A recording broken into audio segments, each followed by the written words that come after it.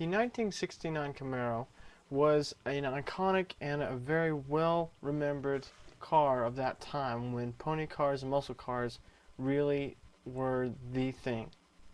The Camaro was well designed and well rounded and had many features that appealed to a lot of people. It had a lot of features, especially on its just regular styling, that allured customers to buy it. The interior especially had many redesigns and improvements upon the old style from the last year's model car. It had a lot of other new features and comforts that were either not available or were improved upon from the regular design. The exterior especially was redesigned to look very strong and muscular. It also had a lower profile, which gave it a much more aggressive and added to that power that you felt when you drove it.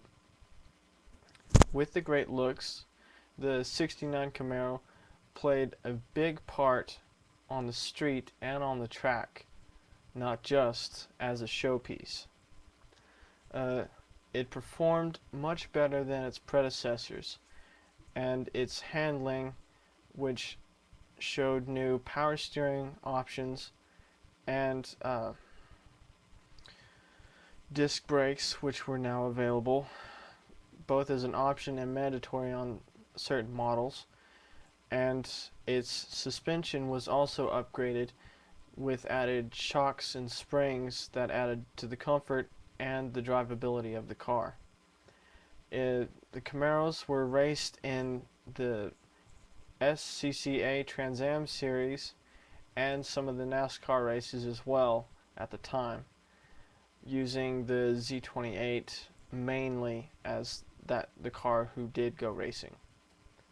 For those who didn't want to burn a hole through their tires and their pockets, there was a myriad of options to choose from.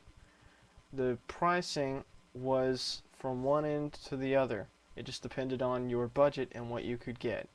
There were V6 models with the soft top and the hard top, which went up to about 15 to 20,000 and a little bit higher on the V8 versions.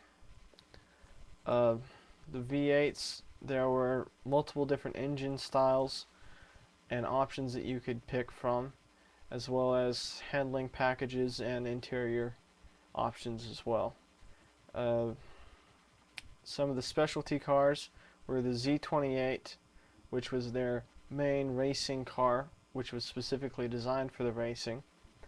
Their Super Sport, which was kind of an up version of the regular Camaro, and it happened to be it was the major car that most people bought at the time because it handled well and it was also good on the budget. There were a few other major specialty cars, the Yenko and the ZL1. The Yenko was actually just a specialty Camaro put on with aftermarket materials from the dealer that you could actually buy. And the ZL1 was an ordered version of the Z28 with a specialty V8 engine with a aluminum block, which made it much lighter and had, according to their numbers, it had about 475 horsepower, which meant it could really get moving and could go from 0 to 60 in just under the 5-second range. With all those factors playing for the Camaro, it's easy to see how the car was such a hit both then and now. And as such a collector's piece, it's easy to see how the remodel shows some of the original features from the old car.